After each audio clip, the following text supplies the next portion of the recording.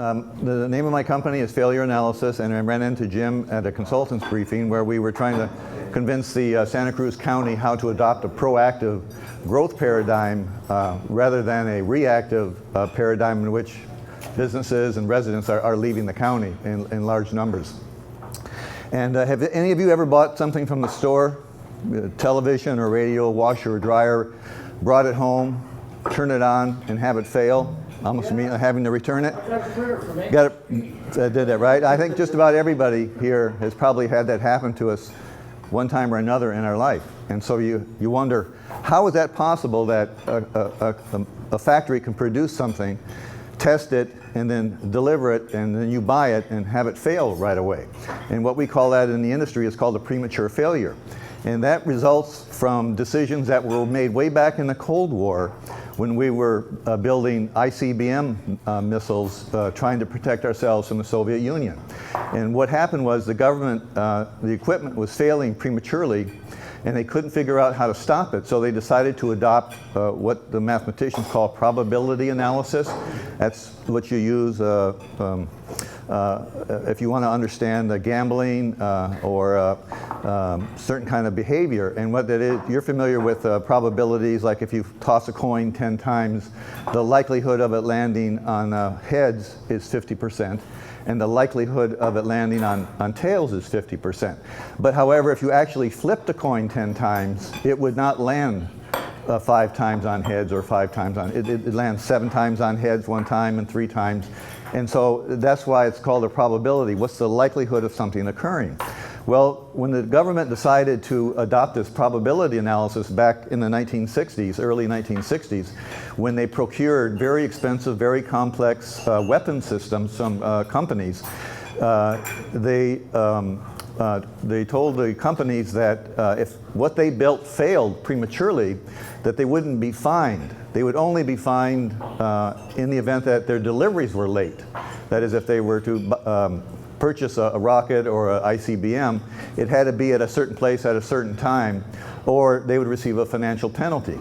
And so that stayed in the aerospace and defense industry to this day. That is to say that the government, when it procures rockets or satellites or weapon systems, the companies that build them will receive full payment, even though the equipment may fail.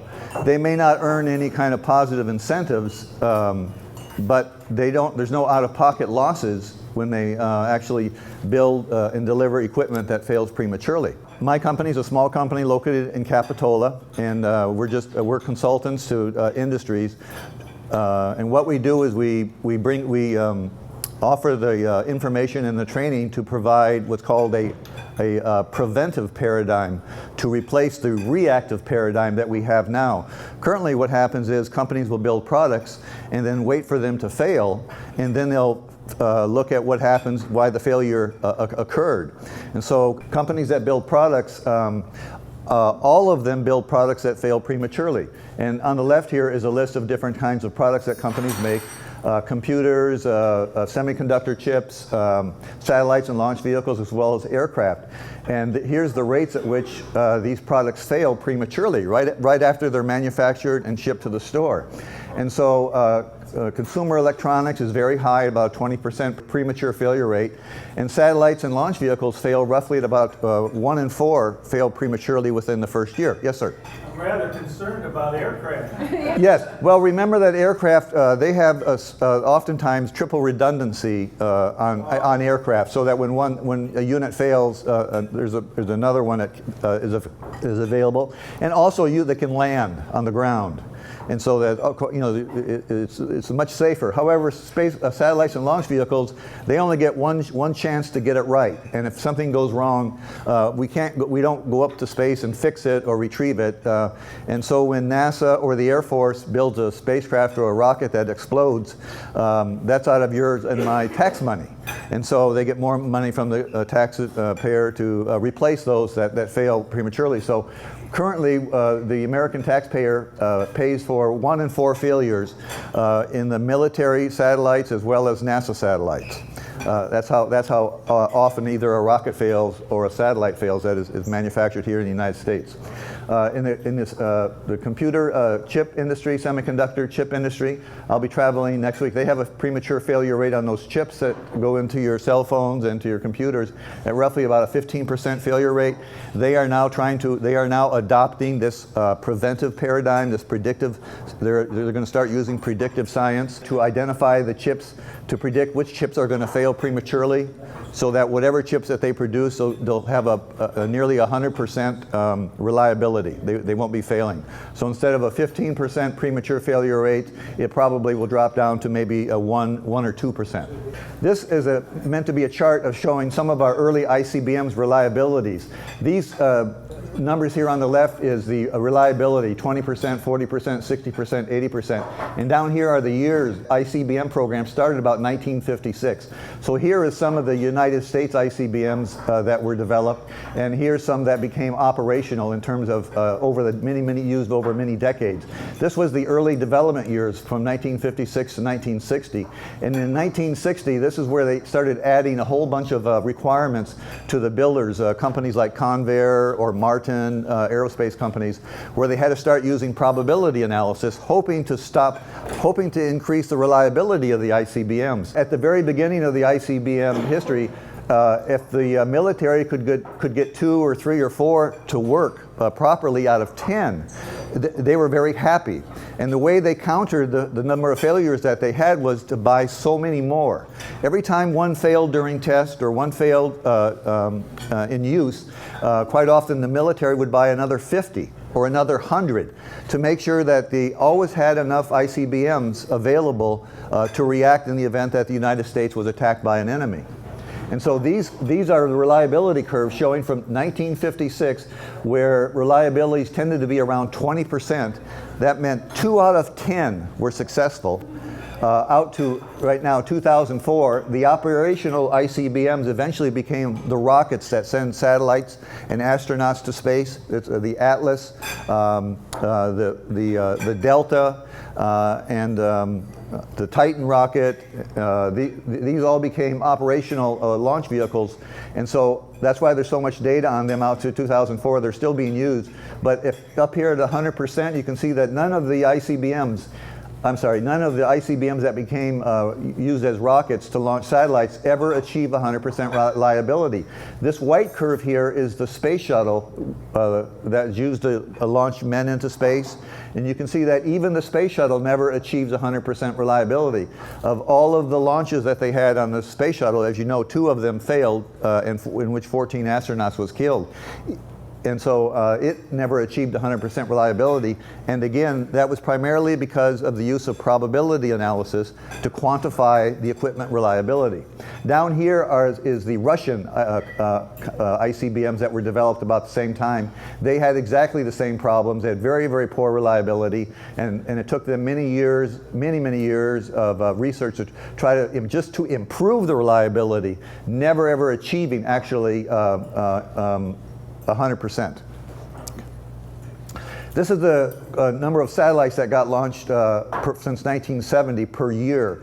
And roughly, this just shows the gold ones are the ones that failed, the numbers that failed, and the gold ones are the ones that were the numbers that were launched per year. The red ones are the ones that failed, and it's roughly about a 1 in 4. Remember I said 1 in 4? This entails the military space, the NASA space, as well as commercial space industries. And we presented this data to NASA and to the Air Force, and we tried to show them that by adopting this predictive science, this paradigm, preventive paradigm, or a predictive paradigm where you're applying predictive science to predict which equipment is going to fail prematurely and then replace it before it's used. Here's the kind of how much of a decrease you would see in the safety and reliability of the space systems that were currently being launched at that time. However, they chose not to adopt, the space industry is refusing to adopt the predictive paradigm, and so this, in reality, these failures, this 1 in 4 failures, has continued out here to 2013 rather than decrease. The new manned rocket that NASA, yes sir. Why would NASA reject? What's their rationale? The cost. Okay. They're very budget conscious, and they're also open to the public eye. And so whatever they change to, they want to make sure that it isn't going to give them a black, if something goes wrong and they get a black eye. In the case of the manned program, they believe that the requirements that they use for a manned vehicle is satisfactory. Even though they've had many astronauts die, they still stick with that story. And what happens is, the way NASA decides the cost of the loss of an astronaut, it's roughly $3 million per astronaut is what they pay out the family. And so whatever changes that you want to introduce into the space systems for the manned space program, it's got to be less than $3 million, because that's what they, on a cost-benefit analysis, they're going to pay out $3 million. So when the 7 astronauts died back in 2003 in the last shuttle launch, they paid out $21 million to the families. And so whatever technology that they bring in to make the launch vehicle safer has to be less than $21 million. And this technology that we're talking about it would cost them more than $21 million. Now, this is a study that was done by the military, by a company called the Aerospace Corporation, fully federally funded money, paid for completely by our tax money. That they accumulate the safety and reliability of all the military space systems.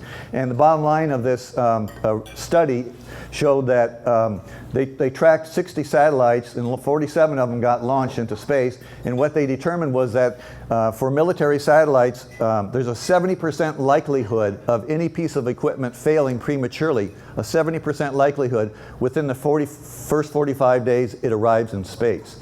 And so they just prove that, you know, working and living in space is a very, very unsafe thing to do with today's reactive type paradigm that we have. And so what is predictive science? It was developed specifically to replace probability reliability analysis that's used to quantify equipment reliability. Because again, like I said, using probability analysis, you can never get to 100%. And why is that? 100% is certainty. When you're dealing in probabilities, you can't deal in certainties. 0% probability and 100% probability are certainties. And so those are not allowed, you can't get there when you're dealing in probabilities. And so we developed this predictive science in order to identify the equipment that's going to fail prematurely before launch so it can be replaced. Had the government told the companies back in the 1950s and 60s to go back to the factory and find out why your equipment was failing prematurely, probability analysis would never have been adopted, along with other activities that we currently do in many industries across the board who borrowed the same approach that's used in the aerospace industry to test products. Things like quality control, screening parts, or burn-in times. I might be able to show later on that in order to get rid of all of the premature failures on any particular product line, you need about an 8-month burn-in time, you know, where you're running the equipment at the factory before you deliver it to make sure that none of it's going to fail. So here's how we integrate what we currently do as what's known as in the reactive model called diagnostics, where we find after something fails, we take a look at why it failed. That's called a diagnostic analysis, and that's used in a reactive paradigm. Well, in a predictive paradigm, we call that prognostics. And you should be familiar with the prognosis, taking test data, having the data analyzed and getting the prognosis. And if you happen to have a terminal illness, your doctor will give you a prediction of your remaining usable life, right? That's known, that's how they do it in the medical field. And so we've taken that same approach now in the production of equipment and products and parts. We use that same approach, only we add in what's called premature aging into the process that's used in the medical industry. The medical industry doesn't care about premature aging in the human body because the human body has a repair mechanism. It's continually repairing itself. Well, TVs and washers and dryers and cars and IC chips, they don't repair themselves as they wear wear out. And so when you bring in this concept of premature aging into the process used by the doctors used to understand and quantify your health, you come up with what we call predictive science. Now, when parts are made for electronics equipment, the manufacturer quantifies the reliability in very highly complex mathematical terms known as distributions. Everybody heard about the bell curve, the normal distributions. Every product line that's manufactured has a distribution that says how many are going to fail prematurely in this normal distribution. And then in mathematics, when you integrate this distribution curve, you get the cumulative distribution, which says what's the likelihood of it lasting as long as it's supposed to. This data is published to all the companies that buy parts, particularly in the aerospace industry, which allows them to know the reliability or how good the parts are that they've been using for the last 5 or 10 years. And so what happens is the companies that produce the parts that go into your TVs, into your washers and dryers, into the rockets and satellites, they promise that some of their parts are going to fail prematurely.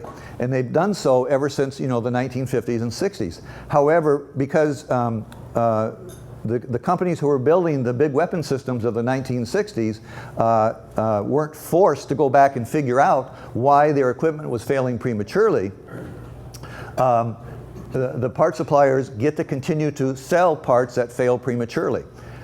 And so industries such as the computer industry or the companies that build big earth-moving equipment, they got tired of having all this equipment fail prematurely, and they decided to look closer and see if there wasn't something that they could do. And so they've adopted this predictive paradigm, getting rid of the reactive paradigm. In all of the things that were added in the procurement of military weapon systems, there was no requirement to measure how long the equipment was going to operate, or identify the equipment that was going to fail prematurely. In all the procurement contracts, that was never in there, allowing the companies to do the best job that they could with what they knew, deliver it, and if it failed prematurely, well, the taxpayer would end up buying some more. In 1960, had this chart been available, this is a graph, this is a chart trying to show if this is the electrical parts in this piece of electronic equipment. When you turn it on here, once you apply power to anything electronics, it starts to age. The parts inside start to age when you provide electricity to it. And this chart just simply shows that different parts age at different rates. And the ones that are going to fail prematurely age much faster, and when they age, they quite often, in the circuit that they're in, they get to a point where they cause a transient behavior within the circuit. And if you have what we call telemetry available, you can actually see the transient. This is comparable, works both in the electrical or mechanical equipment. This is comparable to the old story of a wife getting in the car, from her husband to go do some shopping, and she's out driving and she hears a clunk, and nothing happens, and she goes home and she tells her husband, honey, while I was out driving the car, I heard a clunk. And I don't know what happened. And he says, well, did you hear anything else? And she says, no, I just heard this noise and it was funny. And and then 6 weeks later, the transmission fails. That's called a non-repeatable transient event now in this predictive science. And we now associate those one-time non-repeatable. Non-repeatable means that if you were to take that transmission out, get it running and try to repeat that clunking, it's not going to happen. You can't repeat it. They're non-repeatable. We now associate that with the end of life of the unit of when it happens. Now, in the aircraft industry, they have many terms for that. One's called when the pilot reports hearing clunking, while he's flying his jet, he brings it into the maintenance yard, and when the maintenance techs can't find the problem, they call it a no failure found, or a no failure identified, or a retest okay, because it's not reproducible. And so now the military and the commercial aircraft industries have adopted this predictive paradigm, and so they now know that the units that if they can identify what unit had a transient event, they pull it out and replace it immediately rather than wait for it to fail. And that's part of the predictive paradigm they have, and I'll show you a couple of the aircraft that's now using it. So if this chart, like I said, if this aging chart had been available and understood in the design of and manufacturing of electronic circuits back in 1960, probability analysis would probably never have been adopted to quantify equipment reliability, ending up in what we now call our reactive paradigm that we all live in. So here's the field that uses predictive science is called PHM, and that stands for Prognostics and Health Management. And it's very, like I said, it's very much the process used in the medical industry, except we add the phenomena of premature aging into it. And so this is a chart called a Weibull distribution that's used by probability analysis engineers to show how where the failures of parts occur in a very complex system like aircraft or a rocket or a satellite or any of the large military systems. And this is a 10-year chart, and this is the beginning of life over here, just showing that in the beginning of life of a very complex system, these are the number of premature parts that fail prematurely within that time. So roughly, I mentioned earlier, in order to get rid of all of those parts that fail prematurely, it roughly takes about 8 months. And so this predictive science that we use now eliminates these that fail prematurely within the first year, and so you get out into year 2 and year 3 and year 4, what's called normal wear-out failures. And so if you can remove these premature failures, you end up with a system with the initial reliability of 100%. Where is this being applied at? Which industries is using this predictive science? The medical industry has been using it for many years, with the exception of the premature aging. Now, we did join in with the predictive medicine program with the Canadian government, and the Canadian Space Agency is using a predictive medicine program because NASA's planning to do deep space missions, and they want to be able, what we did was we worked in the mental health. We were able to use our technology to be able to predict, come up with a process for predicting which astronauts might acquire a mental illness as a result of going into deep space, being able to predict. And if you could predict something, you can prevent it, and then how to recover from a serious mental illness out in deep space where you're many, many millions of miles away from the Earth. And so we worked with the Canadian Space Agency to use this technology in manned space program. And it's also being used in the financial investing industry. You've heard of robo-investing, where that has collapsed the stock market a few times. Those are using predictive algorithms. So all those purchases, for any one company that uses robo-investing, does roughly 40 million transactions a second. And so if they make a penny off of one transaction where they buy a stock and sell it, if they make a penny every second, making 40 million transactions a second, you can see where it's a lot of money to use this. And it's, the stock market weren't set up to operate at these speeds, and that's why they're continuing to crash the different stock markets and the investing. And so what they've done is they've removed the use of the stock investor. All those pictures that you see on TV of the stock exchange floors with all the stockbrokers trying to buy and sell stock, they're all gone. That's all stock footage from the TV stations that they've had for years. If you go out to the stock exchanges in New York, it's an empty floor, and what you've got is you've got computer systems hooked up to the output of the exchange, waiting to see what the stock market is doing, so that their predictive algorithms can decide which stocks and which investments to buy and what to sell. And so that's happening today. It's in the news on a daily basis, trying to get upgrade the stock and the investment industry to be able to use this predictive science. Law enforcement, Santa Cruz has adopted predictive policing, where they're able to predict where crimes are likely to occur based on past history. The city of Los Angeles uses the software. Salinas, California uses it. On the East Coast, IBM is marketing and selling their own versions of the software to be able to predict where crimes are going to occur, because law enforcement agencies have far fewer police officers out on the street, and so one way of optimizing the use of what officers they do have is by placing them at the locations where a crime is likely going to occur, and that's done using this predictive policing software. in the general overall manufacturing, it's used in electrical engineering. And what it does is when you embed it into equipment, this predictive science where you're able to identify these transients, the equipment becomes intelligent, decision-making, self-prognostic equipment.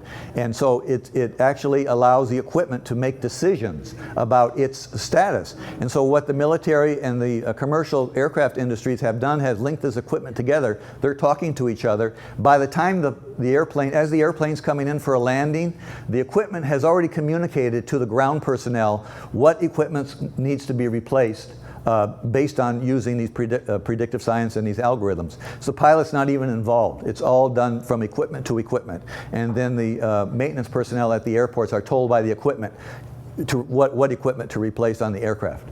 So in addition, as I said, medicine, Canada is working on a predictive medicine program where they're able to predict what health problems that you might have. It's aerospace I've been talking about, geology for predicting earthquakes. In Homeland Security, we've asked them to adopt a victim-based crime analysis rather than a criminal-based crime analysis.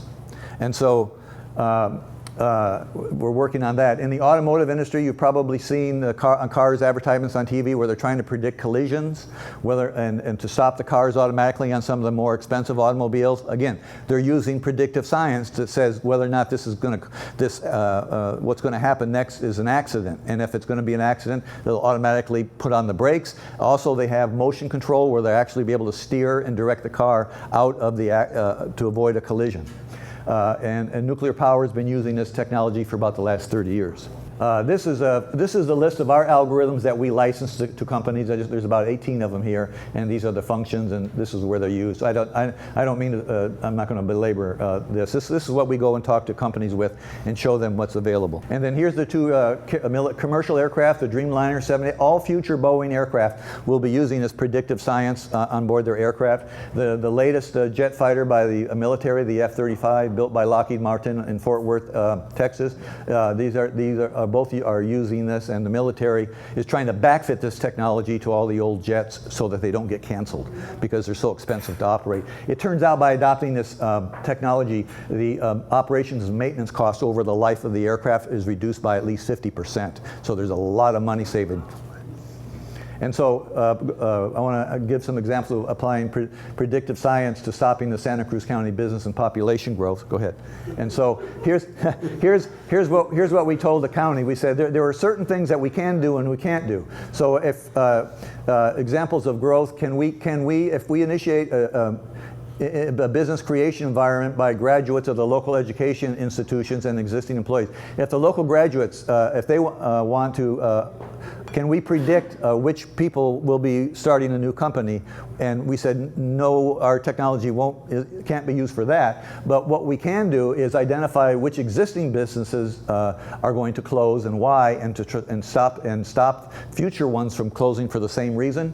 Also stop existing businesses from moving out of the county. We can attract new types of businesses to the county using this technology. We can attract different types of businesses to the county, and we can attract existing businesses from other counties by using this technology.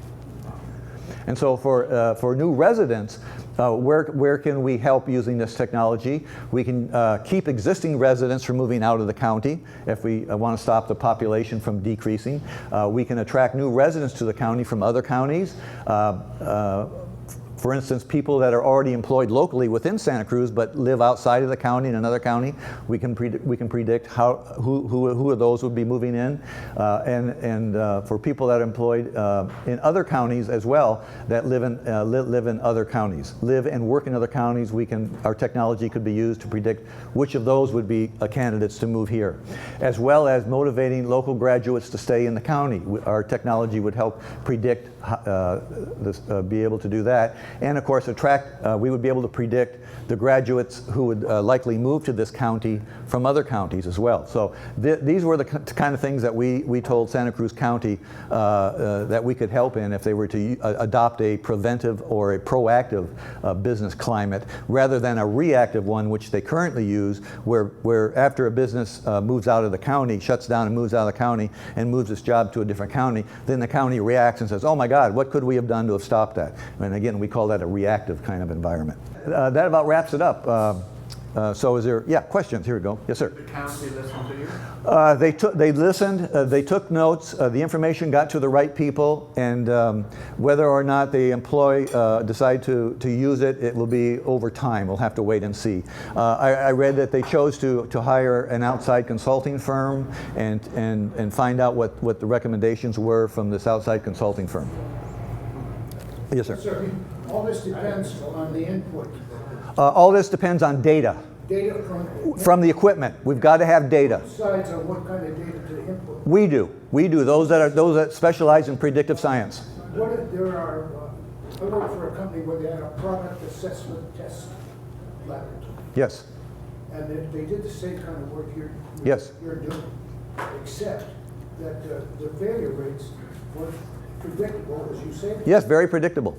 But they were not. Well, and they were not, yeah. And what that means is you've got a dynamic manufacturing environment. And one of the things that was developed to try to stop that dynamic environment was what's called Six Sigma or lean kind of quality control, where you stop the variables from changing. It could be different people on the line, different supervisors. They're not really sure where in the process the changes. Again, we come right down to who does the input, right? And how do you select a person that inputs? Now, in our case, what we do is we identify what data we need for this to work, and we tell the companies what we need, and then we leave it up to the companies how they decide to get it to us. So we're tracking. Yeah. Now, we can help them do that. Pardon? I say it's still pretty much the same balloon. No. We can tell them how to do it but quite often companies, their egos get in the way, and they say, we know what we're doing, and we don't need you to tell us how to do it. And so we wait for them to fail, and then we step in and say, we'll be glad to tell you how to do it right. Yeah. Yes, sir. One more. Based on the Tomahawk missiles, Yes. if they fired 100 of them, Yes. any idea what percentage of them would? Probably about 90%. How much? About 90% would have been successful. 9 out of 10. The other 10 might not be. This last chart was our suggestions that we provided to the county of Santa Cruz for creating a proactive growth environment. They include just the awareness that the change to a proactive environment must be from the top down. At the working level, the resistance to change from the current reactive paradigm to a proactive paradigm is just simply too much for most people to handle. The relearning, the difference in decision making, the changes are too much and too easy to resist. And so for a proactive environment to be adopted, it's got to be ordered from the top down. We suggested to identify the target industries that are the most desirable to attract to Santa Cruz County. These might include those that are associated with existing companies and industries and existing contracts in areas of research that's completed or planned to be completed by UCSC. We said to identify the problems that these companies, these industries will experience. Employees of the county knows what those will be. They happen on a regular basis, and eliminate them for these companies and these industries in order to make the transition to Santa Cruz County much easier. We suggested fundamentally to rewrite the county policies for a proactive county-wide policy, and that would be a major change. We also want to point out that most decisions made in a proactive or a preventive paradigm are much different than those in a reactive paradigm, where you're simply waiting for problems to occur and then reacting to them. We suggested to have the county employees that are working to attract more businesses and more residents to the county to be the decision makers that will make the policy changes happen so that these businesses and these new residents can be relocated here to Santa Cruz County. Also, to require the county employees to educate their customers, that is the residents or the new businesses, the contractors, as include that effort as part of the fee that's used to sign up getting new business licenses. And then to reward the county departments that improve efficiency as measured by metrics taken from the customers that they support. To attract and keep new businesses by committing to become a center of business excellence. Currently, the popular vision of Santa Cruz County is one primarily of tourism, and so to change that to becoming a center of business excellence requires extra effort for the county. And to attract and keep the new residents by using advanced technology to improve and eliminate obvious problem areas that residents and new businesses will have as they try to transition into Santa Cruz County. You want to, which is already being done, to employ predictive policing and what we call a victim-based law enforcement program, where instead of focusing on the criminal, you want to focus on the victim. And the victim-based law enforcement allows an expansion of the law enforcement's capabilities to stop people and ask questions without violating their civil rights. Criminal-based law enforcement program, where at a crime scene the focus is on the criminal, allows a paradigm in which people that are suspected of being criminals, if they are approached, if they are simply stopped and asked questions, it's considered violating their civil rights, and so a victim-based law enforcement program is one that does not do that, and that's enabled through using this new technology that we call prognostics and health management and predictive science. And it would be in conjunction with the currently used predictive policing program that's used by the city of Santa Cruz, as well as the city of Los Angeles and possibly the city of Salinas, due to a reduction in the size of the police force. And now they're relying more on predictive policing software that's able to predict where the likely areas of a crime are going to occur and approximately what time of day. We suggest to fund mental health organizations in order to predict, prevent, and cure mental illnesses. And since Santa Cruz offers many services in the mental health community, it tends to be a magnet for those individuals that need help in the mental health community. And by funding new programs that will effectively stop the growth of the mental illness community, that will help alleviate the pressure on many other resources that are used in the county to support the mental health community. We also ask to have the county strive to lower the cost of government by automating logistics, using intelligent decision-making self-prognostic systems as they come available, and to rewrite the city's policies to reward those public employees that become more efficient by shrinking their departments and decreasing budgets. And we want to also suggest motivating the academic institutions to becoming responsive to the changing needs in the job market. And I think that's being tackled to a large extent by UCSC. And we need to accept that most graduates of our academic institutions will be working outside the academic environment and design the classes for non-academic applications. Currently, the academic programs are developed assuming that the students will be going on to achieve, acquire, and earn advanced degrees and stay within the academic environment. And 90% or more of the graduating students do not stay in the academic environment, but end up working in industry.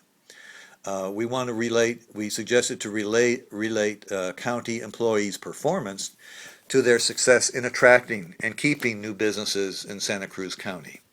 And have county employees develop the information necessary for the general public to be successful at attracting new businesses and residents. Thank you very much.